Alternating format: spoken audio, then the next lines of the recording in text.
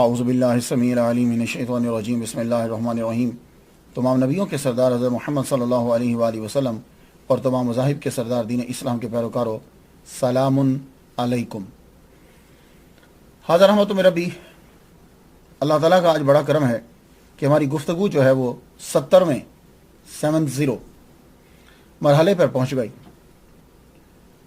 آج جس ہستی کو سرنامہ کلام بنایا ہے سید التابعین امام العاشقین اویس بن عامر مرادی ثم کرنی یمنی رحمۃ اللہ علیہ۔ آپ کی پیدائش کے بارے میں وہی حال ہے جو اکثر ہمیں ہوتا ہے، یعنی واضح نہیں ہے۔ ایک صاحب نے 63 سال کا حساب لگا کر کہہ دیا کہ 594 بنتی ہے، لیکن 594 کو جب میں گنتا آیا تو حضرت عمر رضی اللہ تعالیٰ عنہ پر آپ کی عمر جو ہے وہ 52 سال بنی جا کر، تو اگر 52 بنتی ہے تو پھر ان کی شہادت حضرت عثمان غنی کے دور میں ہوگی، اور ایسا کہیں سے ثابت نہیں ہے۔ ایک صاحب ہے انہوں نے 606 ثابت کیا، مگر یہ دونوں جو ہے نا وہ اگلے دلائل کے ساتھ حتمی نہیں بنتی، پھر شکوک و شبہات ہو جاتے ہیں۔ بہرحال وصال جو ہے آپ کا وہ 657 عیسوی ہے۔ 657 عیسوی کے اوپر بہت سے دلائل ہیں، اس لیے اسی کو ہی ہم نے مرکز بنا لیا۔ آپ کو 2014 میں دنیا سے گئے ہوئے 1357 سال ہو چکے ہیں۔ تقریر شروع کرنے سے پہلے ایک بات بتا دوں، بابا فرید الدین گنج شکر رحمہ اللہ کی اس طرح کی کوئی نہ کوئی بات اضافہ کرتے چلے جائیں گے۔ بابا فرید الدین گنج شکر رحمۃ اللہ علیہ فرماتے ہیں کہ 3 مواقع ایسے ہیں کہ جہاں رحمت اترتی ہے۔ ایک تو سما سے مراد قوالی نہیں ہے۔ سما کیا ہوتا تھا؟ باشرع آدمی باوضو ہو کر باشرع آدمی سے جس کا وضو ہوتا تھا اس سے وہ کلام سنتے تھے کہ جس سے تڑپ انسان کے اندر پیدا ہوتی تھی، خدا کی محبت اور حضور کی محبت زیادہ ہوتی تھی۔ یہ ہے سما۔ تو وہ کہتے ہیں کہ سما کے وقت اور جب اولیاء کا ذکر لکھا جا رہا ہو اور جب اولیاء کا ذکر سنایا جا رہا ہو تو معلوم یہ ہوا کہ اولیاء کا ذکر لکھنا تب بھی رحمت، اولیاء کا ذکر سننا تب بھی رحمت۔ تو میں نے لکھا اور آپ لوگ سن رہے ہیں، چلیے گفتگو کو آگے بڑھاتے ہیں۔ اور ہمارا طریقہ جو ہے وہ آپ جانتے ہی ہیں، سب سے پہلے ہم نام پہ ذرا گفتگو کر لیتے ہیں، بہت ساری چیزیں ہم پر عیاں ہو جاتی ہیں۔ آپ کا نام جب ہم لیتے ہیں تو اس میں ایک ٹائٹل جو حضور صلی اللہ علیہ وآلہ وسلم نے آپ کو عطا کیا، خیر التابعین، تمام ٹائٹل سے سب سے بڑھ کر، کیوں؟ اس لیے کہ محمد مصطفیٰ صلی اللہ علیہ وسلم نے عطا فرمایا۔ یہ خیر التابعین جو ہے میرے نبی نے آپ کو ٹائٹل دیا۔ اس کا مطلب سمجھانے کے لیے ضروری ہے کہ میں پہلے آپ کو یہ بتلا دوں کہ صحابی کسے کہتے ہیں اور تابعی کسے کہتے ہیں۔ دونوں کی ڈیفینیشن سمجھ میں آ جائے گی تو پھر خیر التابعین بھی سمجھ میں آ جائے گا۔ صحابی کسے کہتے ہیں؟ تو صحابی وہ ہستی ہے کہ جس نے ایمان کی حالت میں حضور صلی اللہ علیہ وآلہ وسلم کی صحبت اختیار کی، ملاقات کی۔ اس میں دیکھنے کی شرط نہیں ہے کیونکہ کچھ نبینا بھی ہیں، تو ملاقات کی، صحبت اختیار کی اور ایمان کی حالت میں دنیا سے چلا گیا۔ کیونکہ بہت سے آدمی ہیں کہ جنہوں نے حضور سے ملاقات تو کی، ایمان بھی لائے تھے، لیکن ایمان کی حالت میں دنیا سے گئے نہیں۔ تو تابعی اسے کہتے ہیں کہ جس نے ایمان کی حالت میں کسی صحابی کی زیارت کی ہو، ملاقات کی ہو، صحبت اختیار کی ہو اور ایمان کی حالت میں دنیا سے گیا ہو۔ اب بات سمجھ آ گئی؟ تو حضرت اویس قرنی رضی اللہ تعالیٰ عنہ، آپ نے حضور صلی اللہ علیہ وآلہ وسلم کا زمانہ، ظاہری زمانہ پایا ہے، لیکن ملاقات نہیں کر سکے۔ اس لیے آپ تابعی ہیں کہ آپ نے صحابہ کا دیدار کیا ہے۔ صحابہ کا دیدار نہیں بلکہ صحابہ جو ہیں وہ آپ کا دیدار کرنا چاہتے تھے۔ ایسے تابعی ہیں کہ صحابی آپ کا دیدار کرنا چاہتے ہیں، اور عام صحابی نہیں، وہ صحابی کے جس کی زبان کے اوپر رب تعالیٰ بولتا ہے، ان الرحمن ینطق علی لسان عمر۔ حضرت عمر رضی اللہ تعالیٰ عنہ آپ سے ملنے کے مشتاق رہتے تھے۔ بات کچھ سمجھ میں آ گئی؟ تو یہ خیر التابعین ہے۔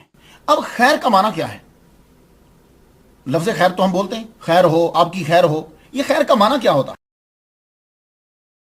خیر کا معنی کسی چیز کا اپنے کمال کو پہنچانا، اور یہ بھی کہا گیا ہے کہ خیر اس میں تفضیل اخیر کا مخفف ہے، جیسے فلانۃ خیرۃ الناس۔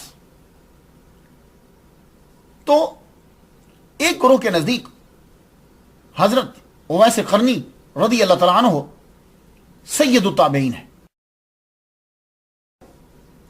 کوئی ایسا تابعی کہ جسے حضور صلی اللہ علیہ وآلہ وسلم نے خیر کہا ہو, کوئی ایسا تابعی جسے حضور صلی اللہ علیہ وسلم نے کہا ہو کہ اس کی سفارش سے ربیہ اور مدر کی بکریوں جتنے میرے امتی جنت میں جائیں گے. کوئی ایسا تابعی کہ جس کے شہر کی طرف حضور صلی اللہ علیہ وسلم منہ کر کے اور اپنا سینہ مبارک کھول کر یہ کہتے ہوں کہ نسیم رحمت, مجھے خوشبو آ رہی ہے دوست کی. کوئی ایسا تابعی جسے حضور نے کہا ہو کہ یہ میرا دوست ہے. کوئی ایسا تابعی جس کے لیے حضور نے حضرت عمر سے کہا ہو کہ تمہاری ملاقات ہو تو ان سے یہ کہنا کہ ہمارے لیے بخشش کی دعا کرے, اپنے لیے بخشش کی دعا کروانا اور میرا سلام ان سے کہنا. اور کوئی ایسا تابعی بقول روایت, ایک روایت کے, حضور نے اپنا خرقہ بھیجا ہو.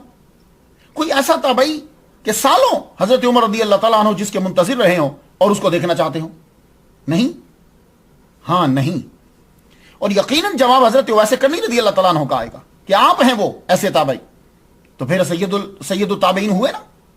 لیکن امام احمد بن حنبل رحمۃ اللہ علیہ بہت اعلیٰ مقام ہے ان کا, ہم ان کے آگے سر جھکاتے ہیں. امام احمد بن حنبل رحمۃ اللہ فرماتے ہیں کہ افضل التابعین جو ہیں وہ سعید بن مسیب رضی اللہ تعالیٰ عنہ, یہ افضل التابعین ہیں. میرا خیال ہے کہ ان کی نظر جو ہے وہ ان کے علم کی طرف گئی ہوگی, ان کے علم کی طرف. لیکن میں ایک بات عرض کرتا جاؤں, سعید بن مسیب رضی اللہ تعالیٰ عنہ حضرت اویس قرنی رضی اللہ تعالیٰ عنہ سے چھوٹے ہیں.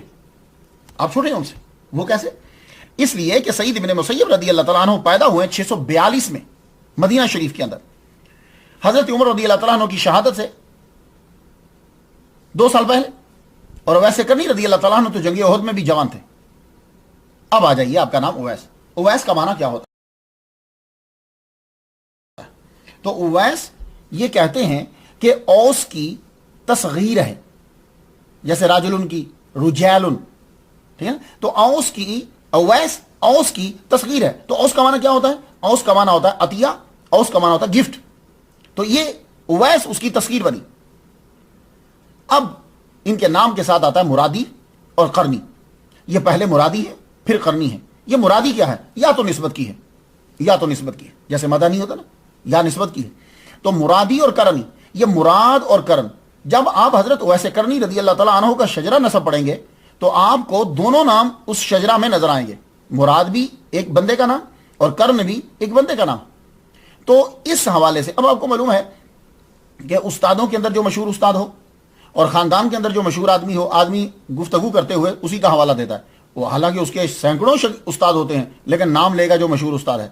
حالانکہ اس کے شجرہ نسب میں کئی آدمی ہیں لیکن نام اس کا لے گا جو مشہور ہوگا. تو یہ قبیلہ پہلے قبیلہ مراد کہلواتا تھا, پھر اس کے بعد اس قبیلے نے اپنا نام قبیلہ کرن. تو اس حوالے سے آپ مرادی بھی ہیں اور کرنی بھی ہیں. حضور صلی اللہ علیہ وآلہ وسلم نے آپ کو آپ کے دونوں نام بتا دیے تھے کہ پہلے مراد سے پھر کرن سے. لیکن ایک حسن اتفاق بھی ہے. یہ تو تھی نا ریزن کے نام مل گیا. ایک حسن اتفاق کیا ہے کہ آپ جس محلہ میں رہتے تھے اس محلہ کا نام جو ہے وہ بھی تھا کرن. وہ کیوں؟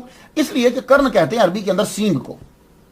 سینگ ہوتا نا, بیل کے سینگ دیں, وہ سینگ کو جو ہے وہ کرن کہتے. تو جب پہلی دفعہ کھدائی کرنے لگے, زمین کو کھودا گیا, کھیتی باڑی کرتے ہیں نا, زمین کھودتے, زمین کھودنے لگے تو نیچے سے جو ہے وہ سینگ نکلا. تو کہنے لگے چلو اس قریہ کا نام کرن پڑ گیا.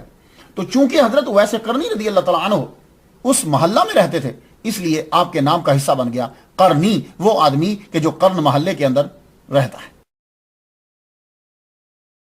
بات کو سمجھ میں آ گئی. اس کے بعد یمنی آتا ہے. یہ یمن جو ہے یہ ایک ملک ہے.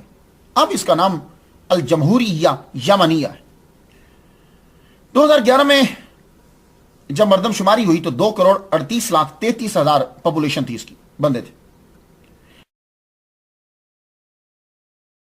یمن کا معنی ہوتا ہے آن دا رائٹ سائڈ. کہتے ہیں کہ اس شہر کے آثار جو ہیں وہ 5,000 سال قبل مسیح کے. قبل مسیح کیا تھا؟ حضرت عیسیٰ علیہ السلام سے بھی 5,000 سال پہلے کے آثار اس کے ہیں. God knows better. میں آپ کو بتا رہا ہوں, جو لوگ جو ہیں وہ بتاتے ہیں, کہتے ہیں کہ 5,000 قبل مسیح اس کے آثار ہیں, یعنی یہاں رہا کرتے تھے لوگ.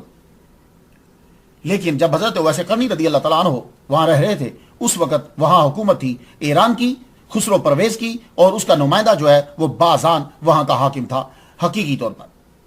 اب آ جائیے گفتگو کو کچھ آگے بڑھا دو کہ جس طرف میرے سامعین سننا چاہتے ہیں کہ حضرت اویس قرنی رضی اللہ تعالیٰ عنہ اگر حضور صلی اللہ علیہ وسلم کے دور میں ہیں تو اسلام کب قبول کیا؟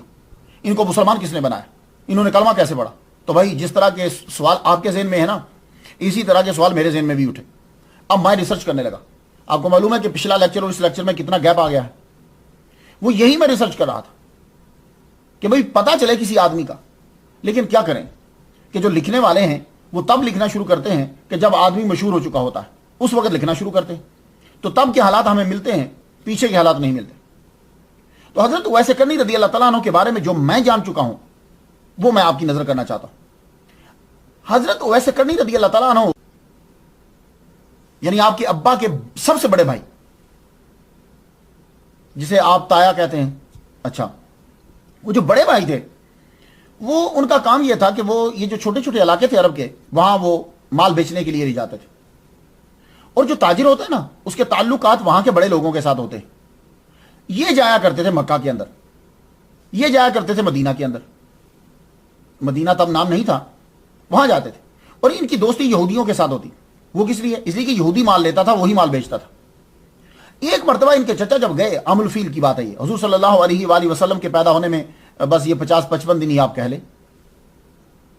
بلکہ کچھ کم دن ہوں گے. ایک دم وہ یہودی گفتگو کر رہا، کہتا ہے میں آج تمہیں نئی بات بتاؤں. وہ جو آخری نبی آنے والا تھا نا، ایک ستارہ طلوع ہو گیا ہے، اور وہ ستارہ اس بات کی علامت ہے کہ آخری نبی جو ہے وہ پیدا ہونے والا ہے. اب حضرت اویس قرنی کے چچا نے دلچسپی لی سرا.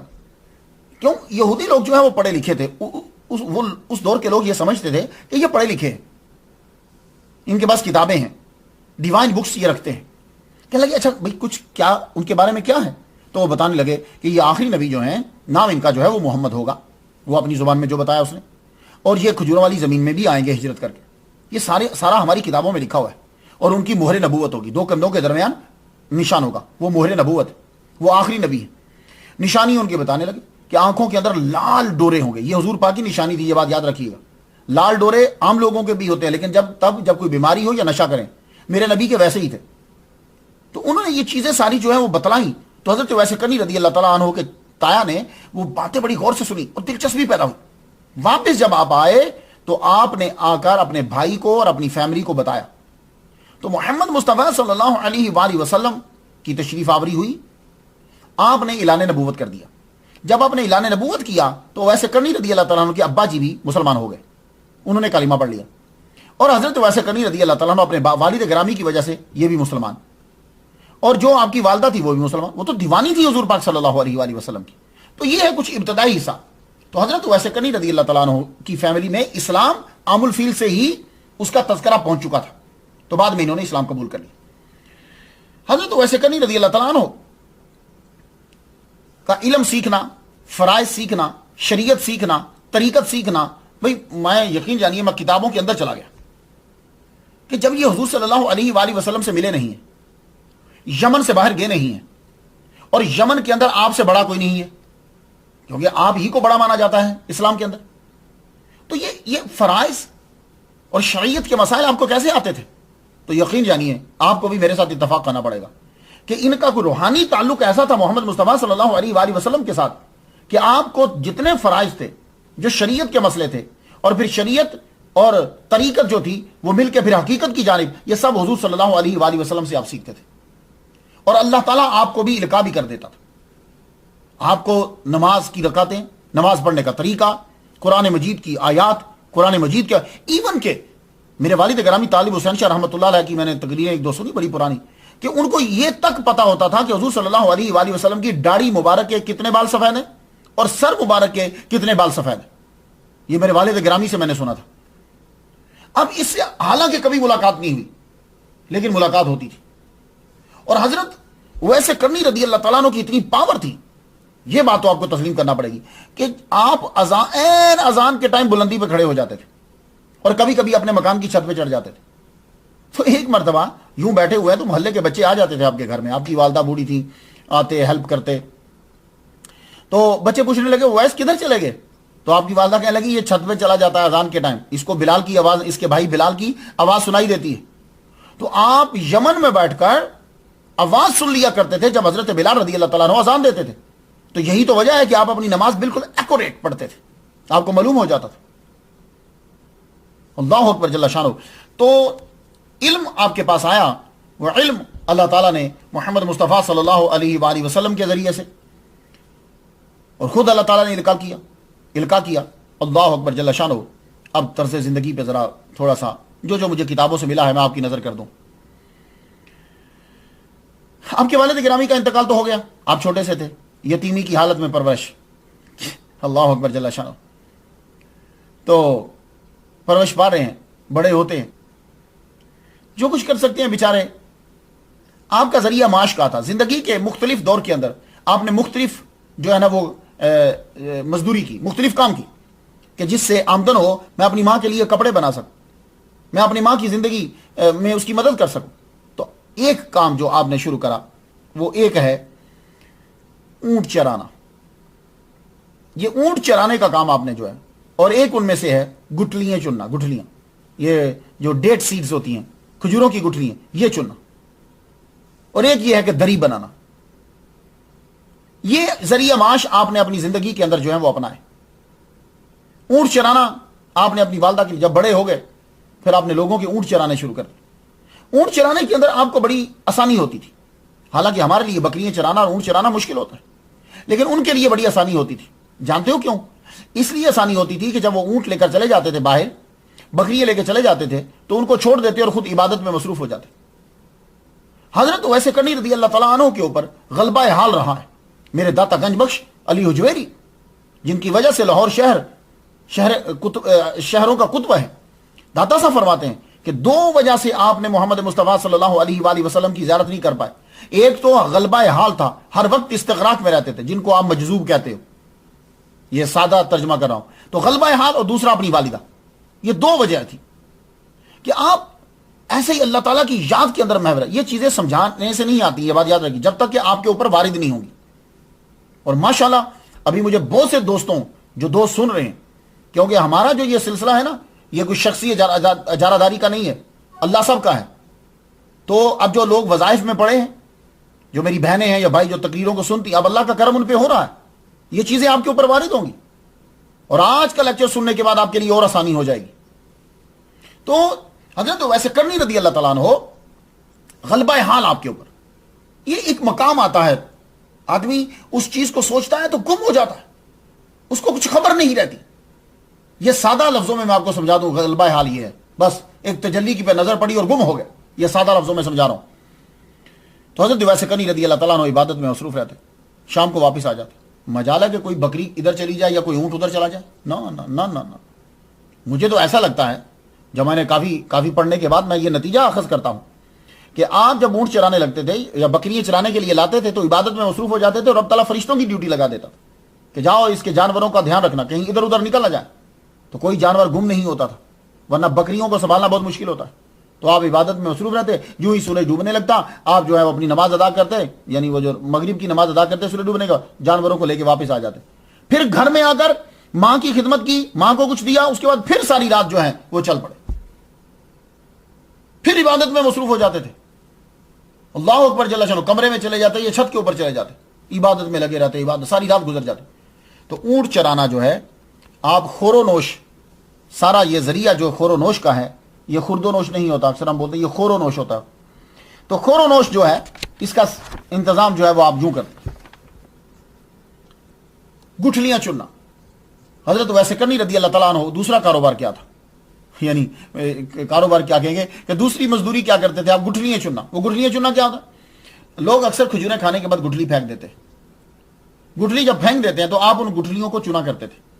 تو گٹھلیوں کو چنتے کیوں تھے؟ دھونے کے بعد یا ویسے ہی وہ گٹھلیاں جو ہیں وہ آپ بیچ دیا کرتے تھے۔ وہ گٹھلیاں جو ہیں وہ اینیمل فیڈ ہے، اونٹوں کو کھلایا کرتے تھے۔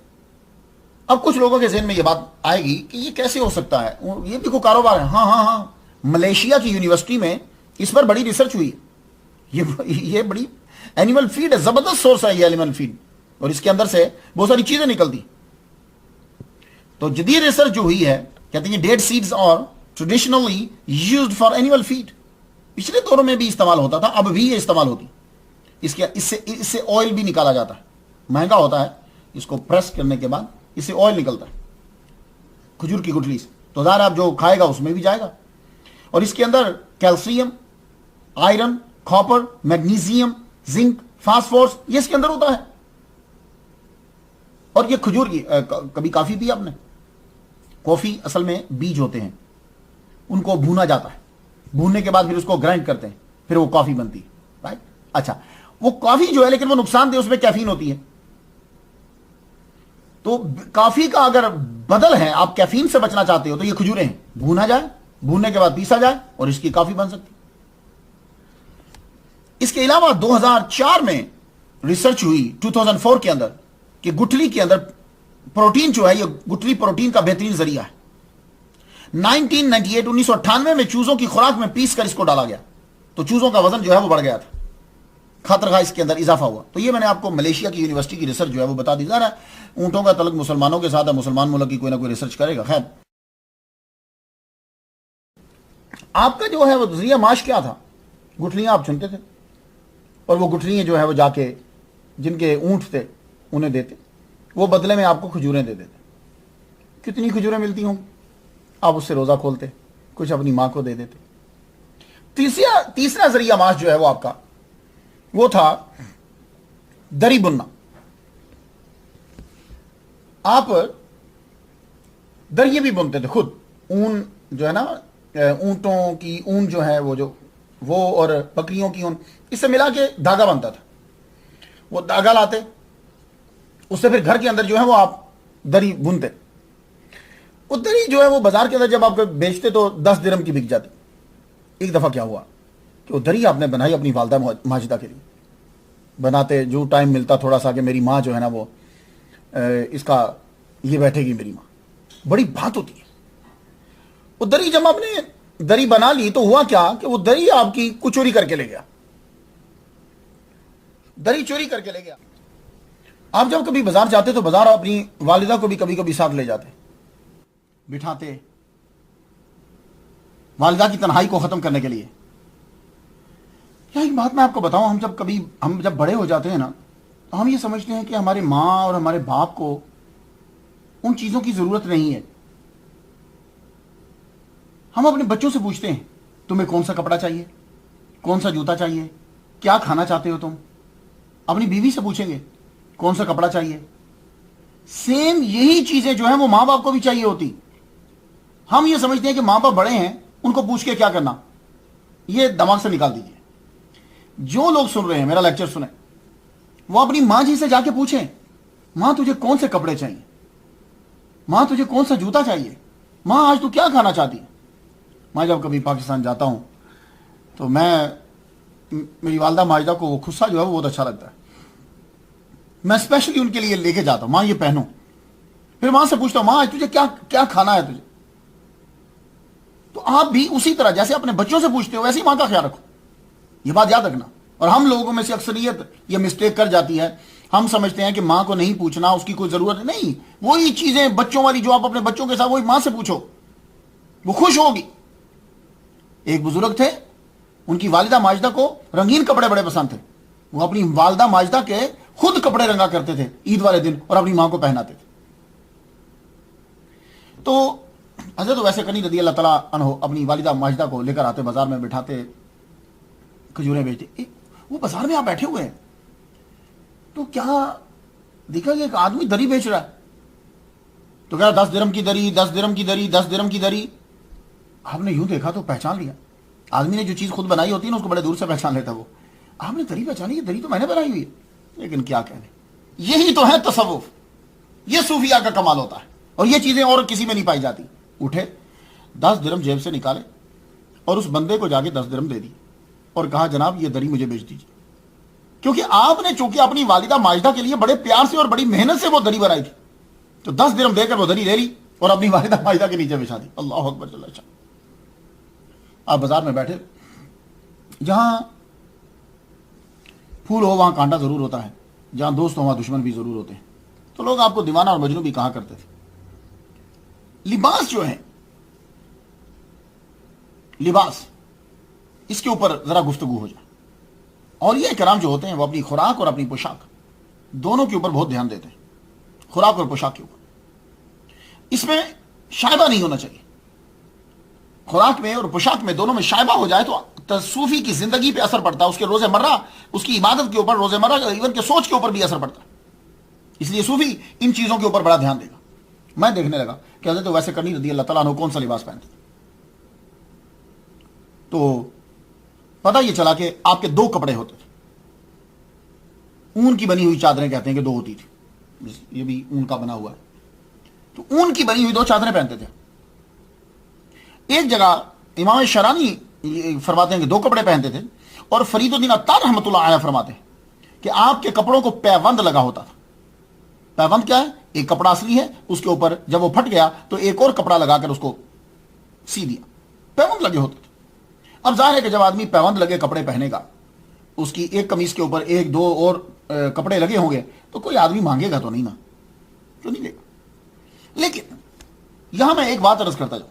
میں نے جب آپ سے گفتگو کرتا ہوں تو کافی کتب پڑھنا پڑتی ہے، پھر ان کو آگے ان کو واچ کرنا پڑتا ہے. اب جتنی میری ہمت ہے اتنا کر سکتا ہوں.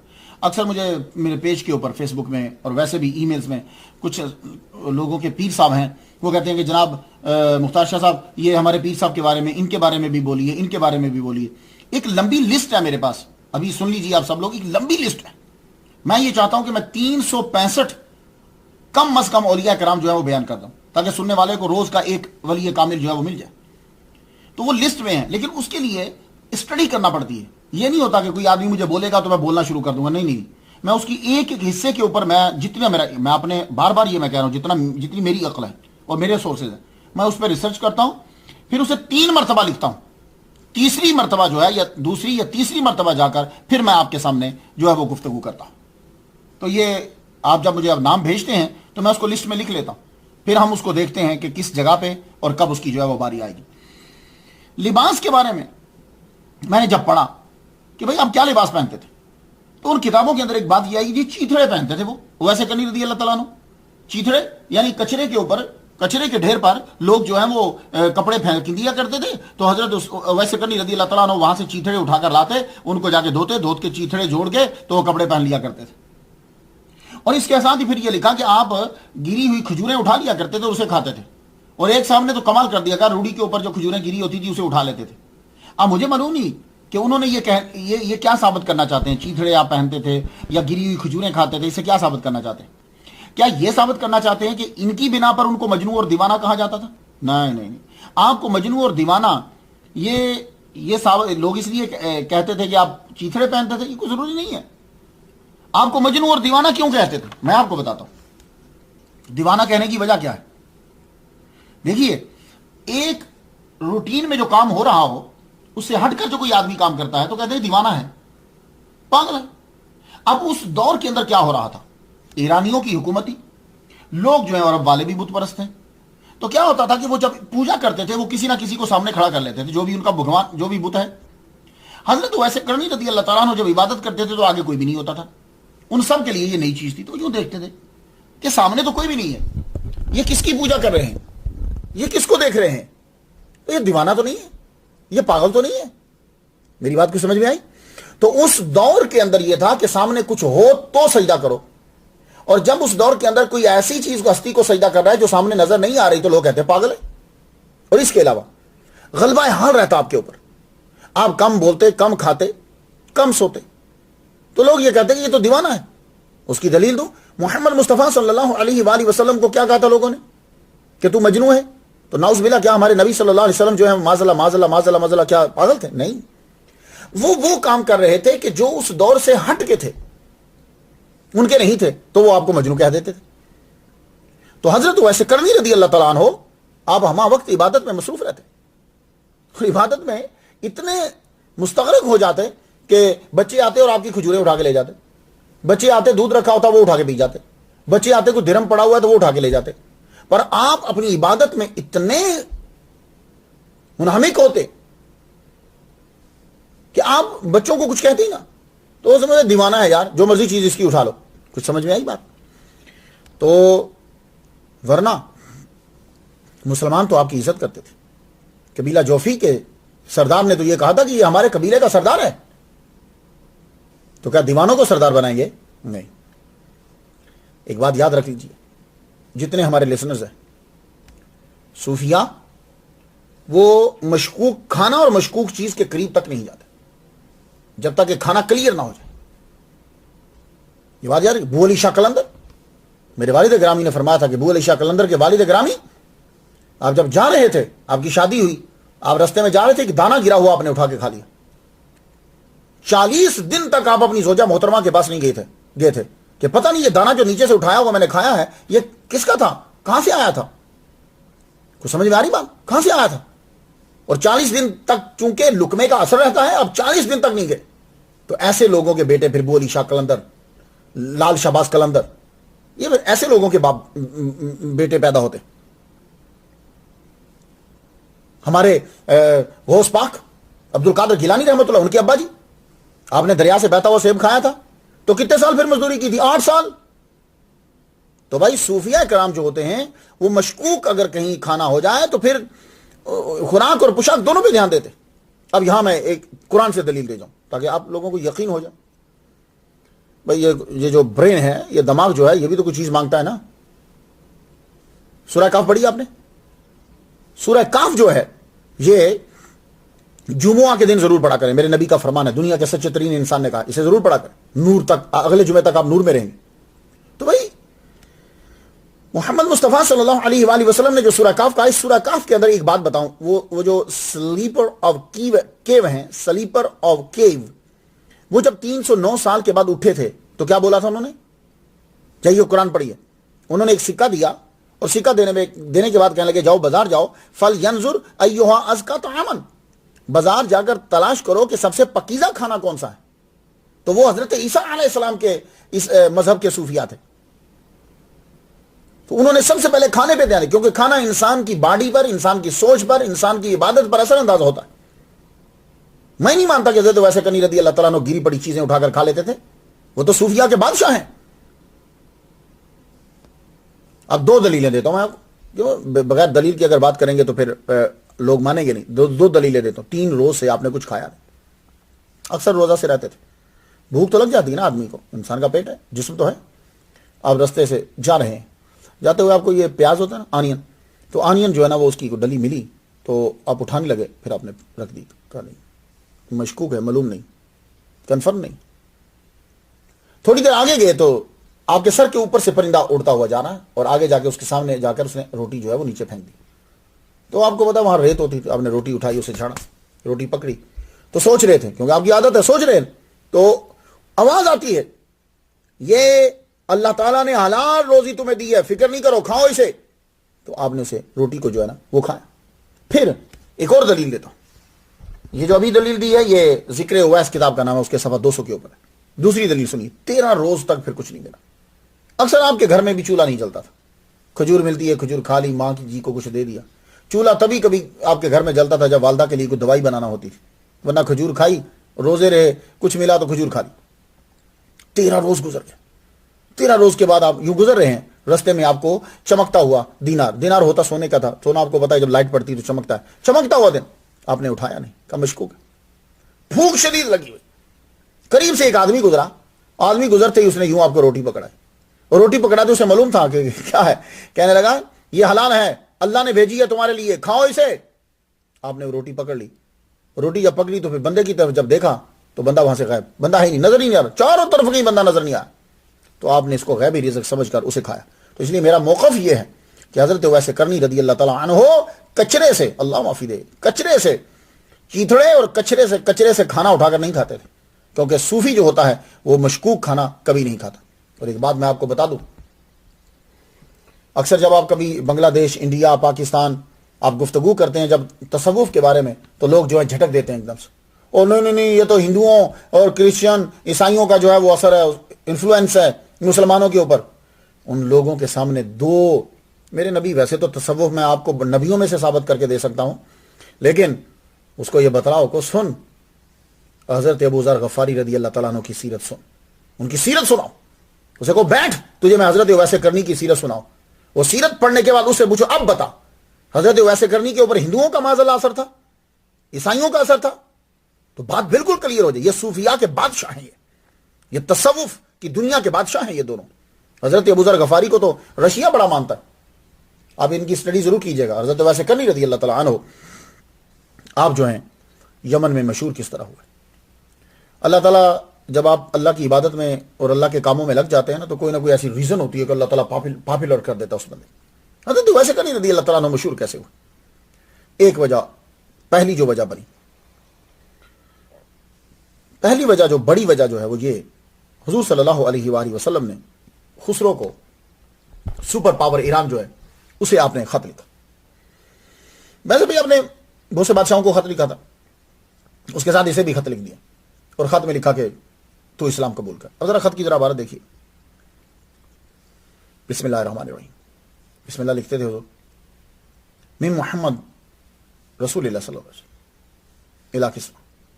محمد مصطفیٰ کی طرف سے یہ خط ہے اور کسریٰ کی طرف.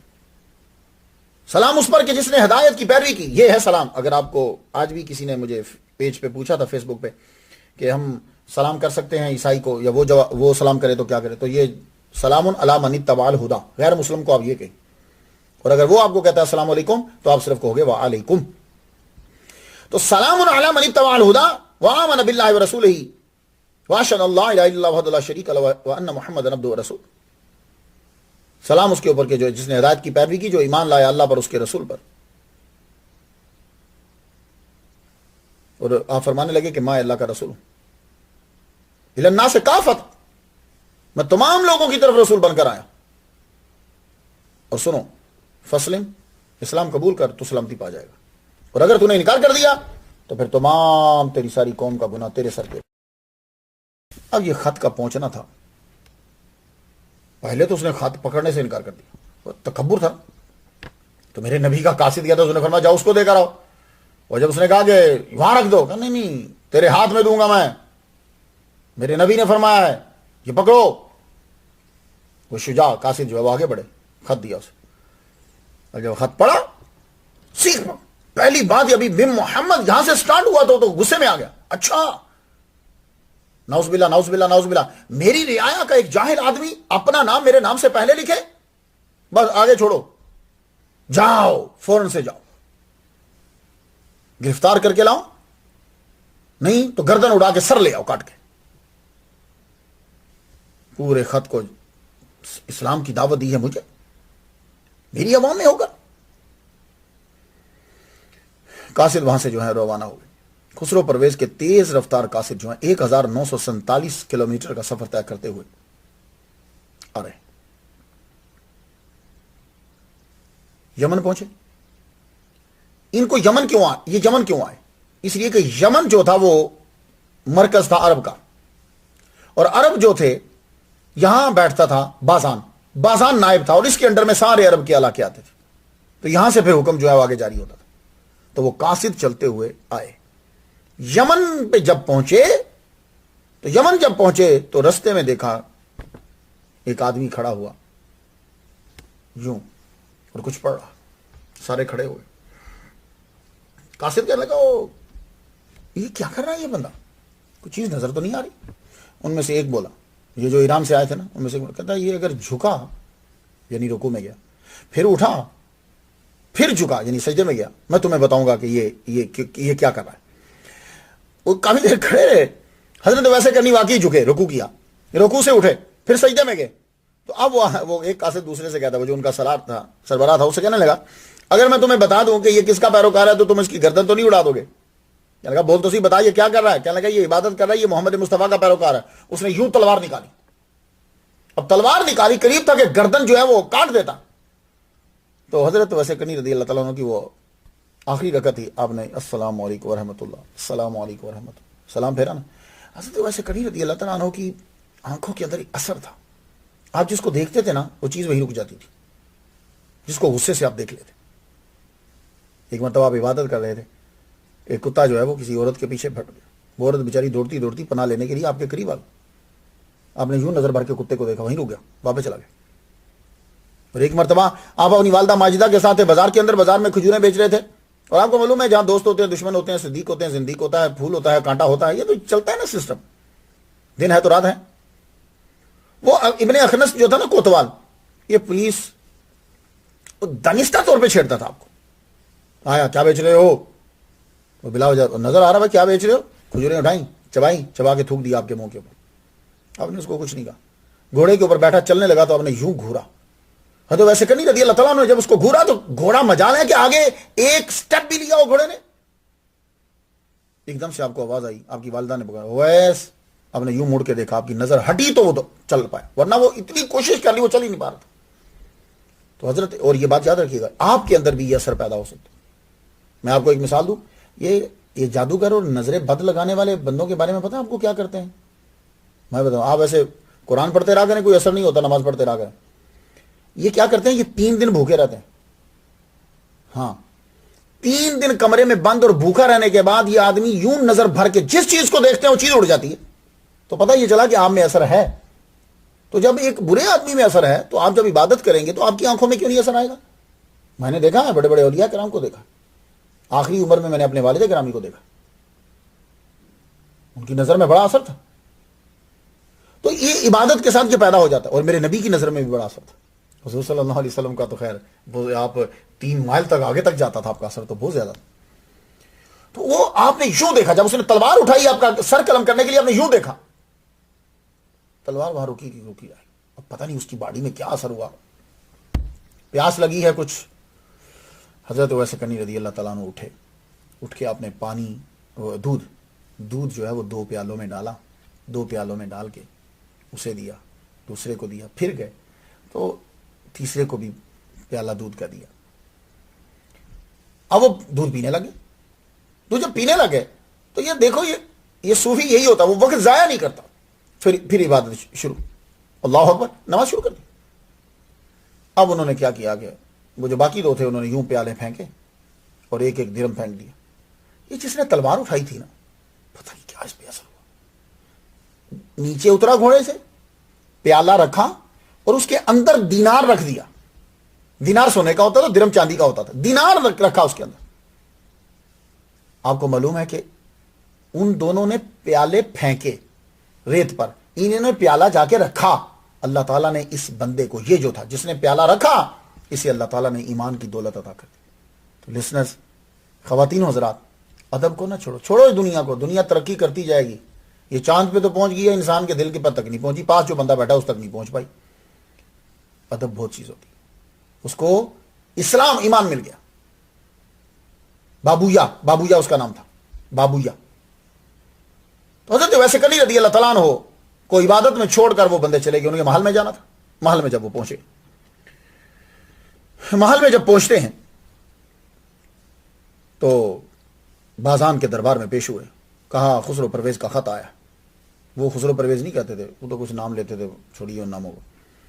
بادشاہ کا خط آیا، پڑھا جائے. خط میں یہ تھا کہ اس کو فوراً سے گرفتار کیا جائے، اور اگر گرفتار نہیں کر سکتے تو سر کاٹ کے ہمارے دربار میں پہنچایا جائے. بازان کہنے لگا کہ تم رکو، ٹھیک ہے، آرام کرو، تمہیں فیصلہ پوچھا. وہ اتنا لمبا سفر کر کے آئے ہیں، ان کو آرام کے لیے بیٹھا. بازان نے حکم دیا کہ جاؤ، جتنے مسلمان ہیں وہ سارے جو محمد کا احترام کرتے ہیں یا عقیدت رکھتے ہیں، سب پکڑ کے لے آؤ. ابن اخنس کو موقع چاہیے تھا. اس نے کچھ کے مکانوں کو آگ لگا دی. اس نے اپنی دشمنی یوں پوری. حضرت ویسے کرنی کا پتہ کہ آپ ملے نہیں. رات کے ٹائم آپ باہر نکل جاتے تھے اور عبادت میں مصروف ہو جاتے تھے. کسی بندے نے بتا دیا اگر ان کو گرفتار کرنا ہے تو دن کے ٹائم کرو. باقی مسلمانوں کو پکڑ کے وہ لے آیا، بڑا مارا، قید خانے میں بند کر دیا. کوئی اتنی خاص تعداد نہیں تھی، صرف حضرت ویسے کرنی رضی اللہ تعالیٰ عنہ کے اخلاق اور آپ کی محبت اور تبلیغ کی وجہ سے چند لوگ مسلمان ہو گئے تھے یمن میں. حضرت علی رضی اللہ تعالیٰ عنہ کا بھی بڑا اثر تھا یمن کے اندر. یہ بات یاد رکھیں، حضرت علی کو بھی محمد مصطفیٰ صلی اللہ علیہ وسلم نے اپنے دور کے اندر بھیجا تھا. تو اس لیے یہاں اسلام جو ہے وہ کافی پھیلا ہوا، صحابہ کا آنا جانا رہتا تھا. حضرت ویسے کرنی رضی اللہ تعالیٰ عنہ صبح کے وقت ابن اخنس نے چھاپا مارا. آپ والدہ ماجدہ کا پتہ کرنے کے لیے صبح اور شام لازمی آپ آتے تھے. پھر اس کے بعد عبادت میں مصروف ہو جاتے تھے. والدہ کمرے میں پڑی لیٹی رہتی تھی. اس نے صبح کے وقت آپ کو گرفتار کر لیا. گرفتار کیا، گلے میں رسی ڈال دی، پاؤں میں بیڑیاں ڈال دی، گھسیٹتا ہوا لے جا رہا اور پیچھے سے ایک کو فوجی کو، ایک پولیس والے کو کہا کہ تم کوتوال کو کہا تم مارتے جاؤ کوڑے. اور وہ کوڑے مارتا جاتا. آپ کا کپڑے پیچھے سے پھٹ گئے، لیکن آپ نے اس تک نہیں. جا کے قید خانے میں دوسرے مسلمانوں کے ساتھ بند کر دیا. جب بند کر دیا تو اب بازان مصروف ہو گیا. اس نے ان قاصدوں کے ساتھ کچھ عربی بھی ملا کر مدینہ کی طرف روانہ کر دی. کہا جاؤ، جا کر اسے گرفتار کر کے لاؤ. پہلے حالات معلوم کرنا اور پھر جو بہتر سمجھو وہ اس کے بعد تم کرنا. اب یہ قافلہ جو ایران سے آیا تھا اور کچھ بندے جو یمن کے ساتھ ساتھ ملے، یہ سب کے سب مدینہ کی طرف روانہ ہو گئے.